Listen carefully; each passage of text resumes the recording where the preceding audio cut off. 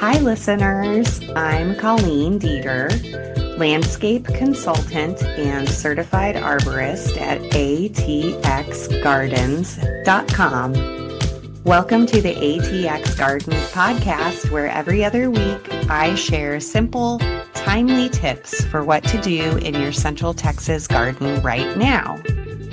If you're watching on YouTube, tap like and subscribe for more gardening help. Hey there, gardening friends. Today we're talking about what to do in the first half of February, especially after the big ice storm we just had.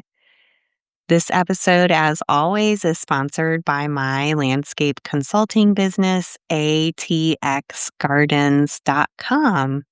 So let's jump in. Okay, on the last episode, I talked about how wacky the warm weather had been.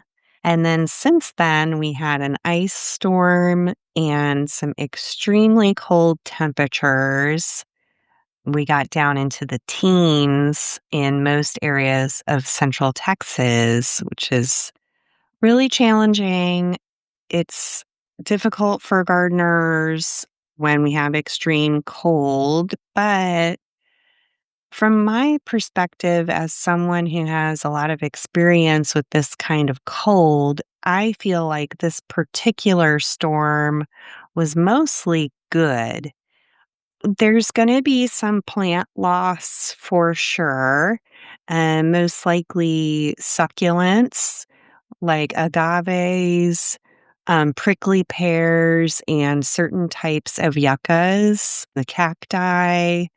A lot of them are probably going to turn to mush and may not grow back, although typically prickly pears make it through and often grow back. But the other succulents usually don't fare so well in the cold.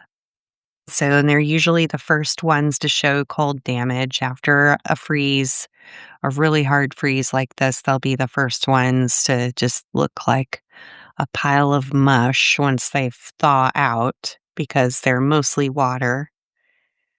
That's why I don't really keep succulents in my yard anymore. The only ones I keep are in pots so that I can protect them, or they're low value plants where I feel okay if they freeze, it's no big deal.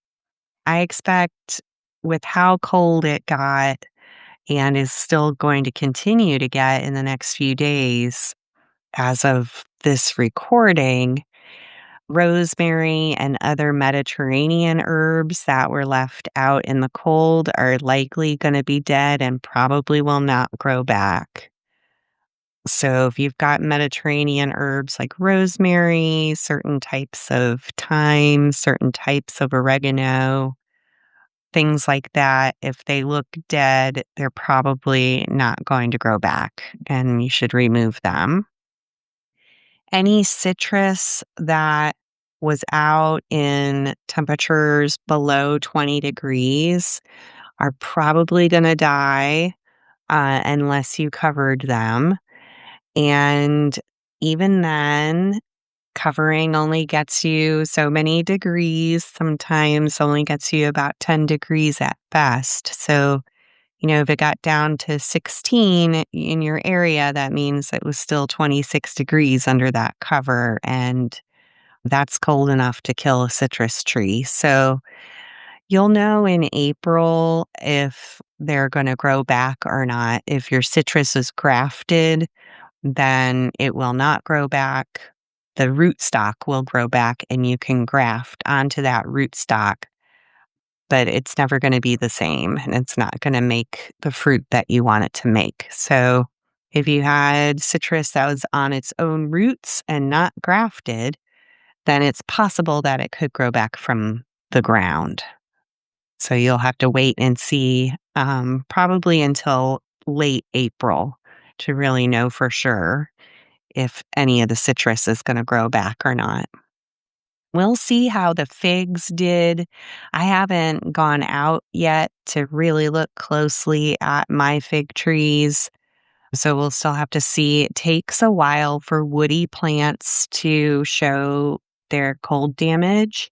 So just relax, just wait a little while, and we'll be able to tell after things thaw out, uh, if there's dead parts on your fig trees. In the past, in the winter storm, in the ice storm that we had in 2023, and then the big winter storm that we had in 2021, we also had damage on certain native trees like Palo Verdes, Texas mountain laurels, and Shumard and red oaks. And that remains to be seen from this storm. I haven't really been out to take a close look yet, but keep listening to the podcast and I'll update you as I see more damage on trees and woody plants around town. But you don't have to take any action yet. And I'll talk a little bit more about that in the rest of the podcast. So, the upside of a deep freeze like that is that all of the winter maintenance on our native and well adapted plants and our fruit trees and roses will be much more straightforward now that the tops of the plants have been forced into dormancy. And that's what I'm going to talk about now for the rest of the podcast. So let's start with the woody plants. It's possible that ice may have broken some branches on your trees. And if that's the case and you're safely able to do so, you can remove broken branches from your trees by making a cut below the point where the branch is cracked, either at the next branch or where the broken branch connects to the trunk. It's still a good time for tree and shrub planting as long as they are native or well-adapted species. Wait to plant Mediterranean trees like figs or tropicals like bougainvilleas until mid-March. But all the native and well-adapted trees can be planted now. It is rose pruning time all through the month of February. If you're unsure about rose pruning, you can have me out for a consultation and I can prune roses with you and show you how to do it at your house. So make a consultation appointment with me at ATXGardens.com. I am going to do a little overview of rose pruning on the podcast today. So first, you need to understand why we prune roses. So don't just run out into the garden because I said it's time to prune your roses. You have to have a good idea of what your objective is. So why do we prune roses? We prune roses to remove dead branches that look ugly and can harbor diseases. We want to remove crossing branches that can create wounds that can't heal, that allow an entry point for diseases. We want to prune roses to allow more air and light penetration into the center of the plant because they're very prone to insects and disease infestation. So getting more airflow and light into the center of the plant helps prevent diseases and insects. When we prune roses, we're also motivating the plant to bloom more and grow more, which gives the plant more vigor and extends its life and will help it grow longer. And then we also prune roses to control their size and shape to keep them fitting in the area where you planted them and prevent them from growing into walkways or growing over other plants. Here's a quick overview of rose pruning of how to do it. This is very general to guide you. So step one is to remove dead or diseased branches completely. Step 2 is to remove branches that are crossing back into the center of the plant. So you want to end with a plant that's shaped like a vase, basically, where all of the branches are pointing out away from the center of the plant and nothing is growing back into the middle. There are some exceptions to this rule because there's some types of roses that have tons of little tiny branches growing into the middle of the plant, and it's really hard to remove all of them.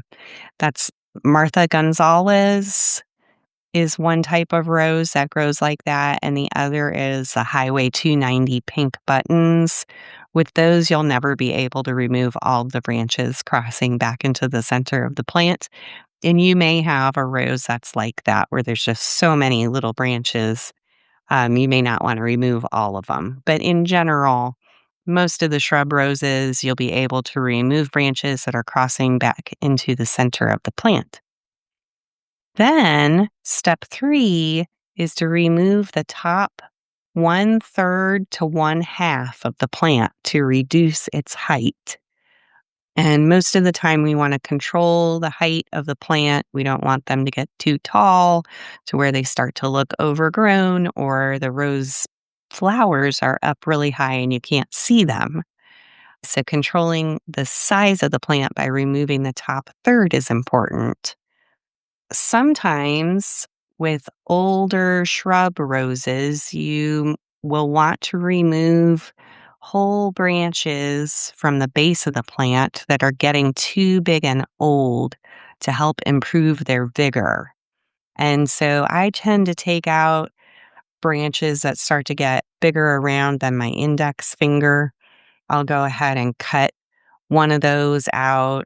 If there's a group of them, I'll just go ahead and do some radical pruning like that to try to motivate the plant to get some newer, younger branches coming up from the base.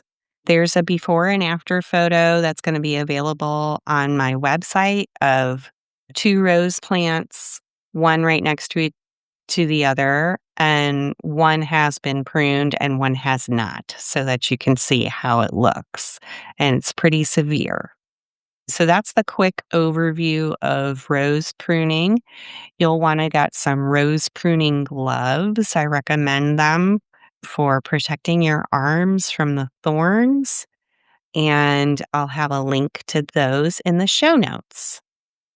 Okay, up next, I'm going to talk to you about fruit trees. In past episodes, you may have heard me talk about chill hours. And this cold snap that we just had at the end of January is going to be very helpful to the fruit trees that need longer chill hours in order to bloom. So the cold weather is a good thing in that way. The cold weather also makes it easier to prune all of our apples, pears, peaches, plums, nectarines, and Japanese persimmons at this time of the year. Now is the time to start pruning them. And it's really good that we had that hard cold snap because it's going to really force them all into dormancy. And that is when we want to do a lot of pruning on those trees. The fruit tree pruning is similar to rose pruning, but don't remove more than 25% of the tree in 1 year. And be sure to remove any branches that are growing up from below the graft point. So most of the apples, pears, peaches, plums, nectarines, and Japanese persimmons have been grafted. So that means the top of the tree is a different variety from the roots. And when the trees are teeny tiny, like the size of pencils, they cut the top off of a tree that produces a really strong root system. And then they take a twig from a tree that produces delicious fruit and they glue them together, or they tape them together, really. And it sounds a little scary if you've never heard of it before, but gardeners have been doing this for about 6,000 years. And it's called grafting, and it's a way to get a really strong tree with a really strong root system. but that also produces delicious fruit on the top. So what you want to make sure is that below the graft point where those two different varieties have been joined together, there might be branches growing up from the roots and from the rootstock, from the lower part of the tree, and you don't want that. So if you see branches coming up from low down on the trunk or coming up from the ground, you need to remove those because they're not going to make good fruit. One tip for fruit tree pruning is just to remember that more horizontal branches on your fruit trees produce more fruit. There's many ways to prune fruit trees, and I can definitely help you with a consultation. So you can make an appointment with me if you feel intimidated or nervous about pruning your fruit trees. I can help you make an appointment at ATXGardens.com. And you'll need some good orchard loppers, and I have a link to those in the show notes. And by the way, I'm an Amazon affiliate, and I get commissions from your purchases. So if you're pruning your fruit trees and you have a fruit tree that you really love that makes delicious fruit and performs really well, you can harvest scions from it. And scions are just cuttings from the tree. They're little pieces of twigs that are about the diameter and length of a pencil. You can take those scions, store them in a zip top bag, and put a damp rag or a damp paper towel in the bag with the scions. Be sure to label them with the species name and the variety name if you know it, and the date that you harvested them.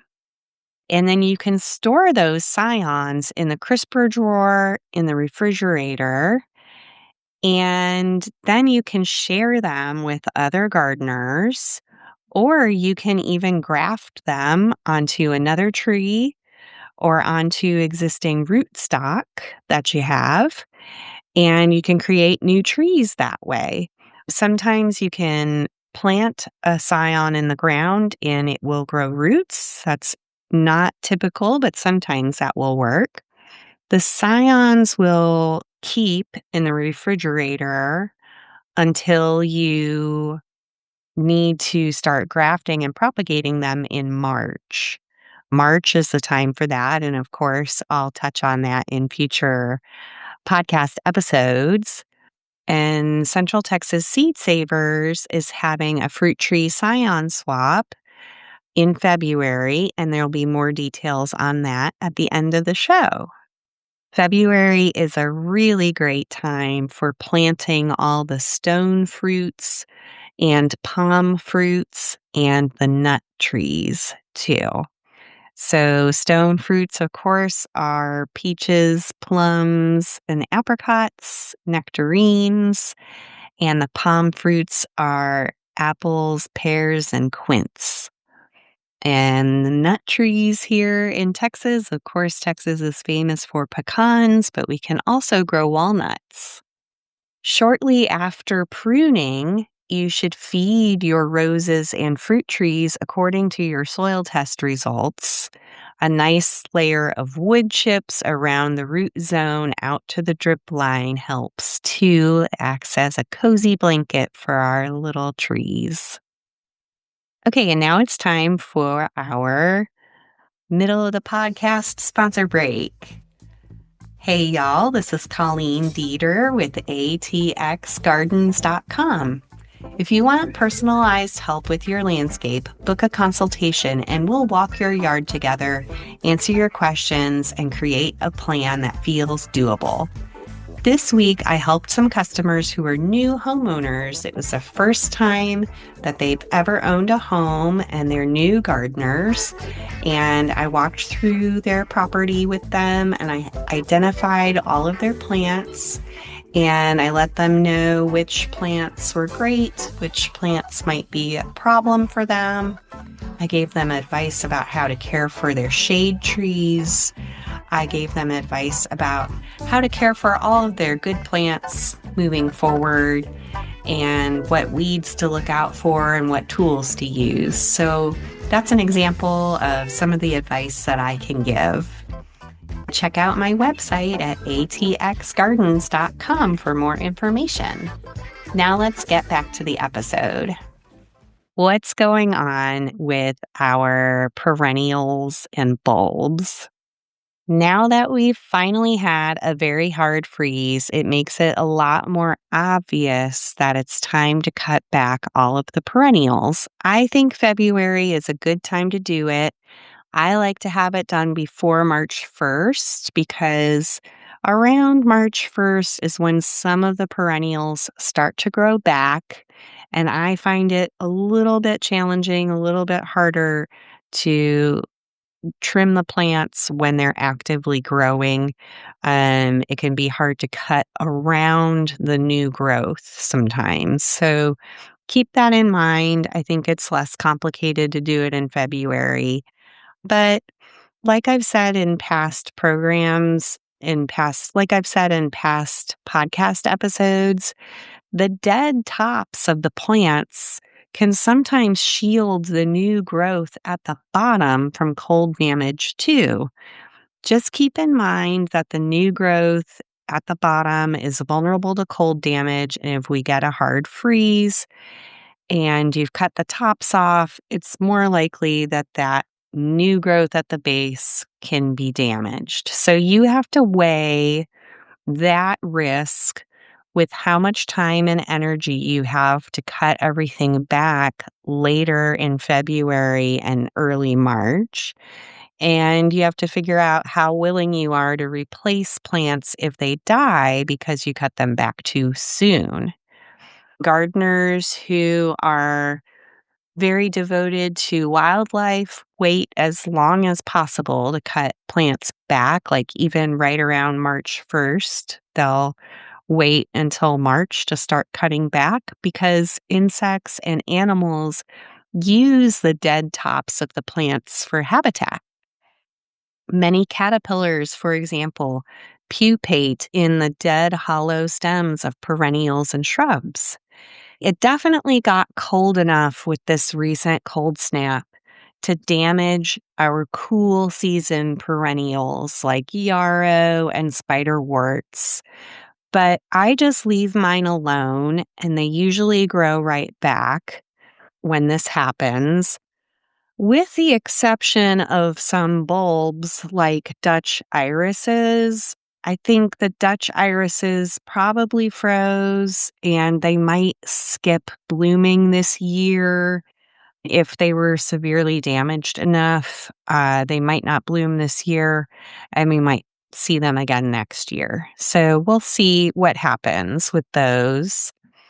Just gotta let them do their thing. Moving on to the vegetable garden. This is a very busy time for vegetable gardeners. So first, what you have to do is assess the damage to your vegetable garden after the severe cold that we had and decide how you're going to proceed. So you may decide to just remove all the damaged plants and get your beds ready for warm season crops in March. Or you might clear some space from those damaged plants and plant another crop of cool season greens like collards and lettuce and root crops like carrots, turnips, radishes, and beets. All of those things could be planted now. If your vegetables got damaged in the cold, they tend to not recover very well. It depends how badly they were damaged, and it depends which parts of the plants got damaged. I think that it got cold enough that anything that was damaged is probably not going to recover and that should be removed. But use your own discretion. There's definitely exceptions to that advice. Now, February is a great time for planting peas, and the window for pea planting is very short. It's just a few weeks, and that's for snow peas and sugar snap peas. I like planting peas for the shoots. I actually prefer eating the shoots and as a salad green to actually waiting for the pods to form. I don't like building trellises for them to climb on. It bothers me. So I just eat the shoots. Okay, and like I mentioned in the last episode, now's the time to plant onion sets. And the sets are little baby onions that are about the size of pencils. And you just plant those directly in the garden, and they will grow through the spring into scallions, and they'll get bigger and turn into the most delicious spring onions. And then they'll get bigger and bigger and bigger until they make the big bulbs later in June. It's also time for potato planting now. I think potatoes are one of the most fun crops to grow, and they're so delicious when they're fresh from the garden. And there's tons of different methods for growing potatoes. And there's also thousands of unusual varieties of potatoes that you can try. I recommend reading about how to grow potatoes in Howard Garrett's book, Texas Organic Vegetable Gardening. I love this book. It's a great reference from Howard Garrett and Malcolm Beck. And it shows you how to grow each different type of crop for our vegetable gardens here in Texas. And there will be a link to purchase this book in the show notes. February is also the time to plant artichokes, asparagus, blackberries, and strawberries from crowns, from bare root crowns. So some of the nurseries at this time of year will carry crowns, and the crown is sort of like part of the plant where the stems connect to the roots.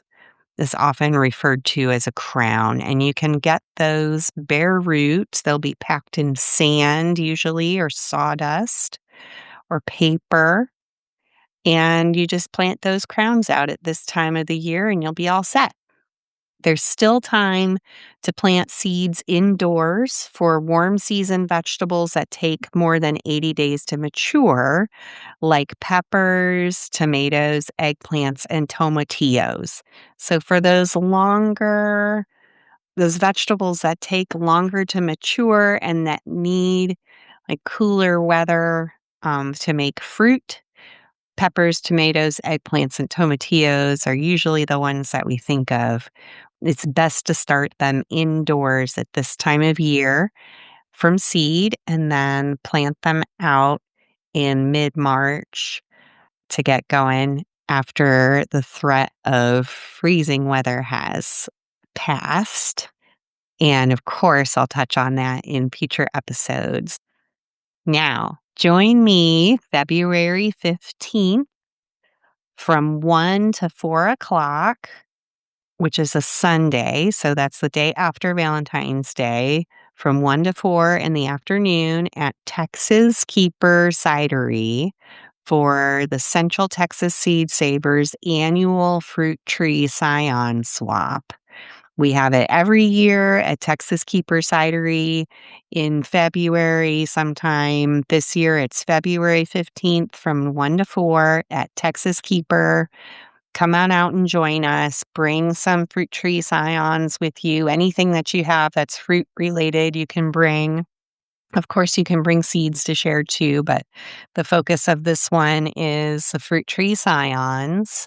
Even if you don't have fruit tree scions to share, that's okay.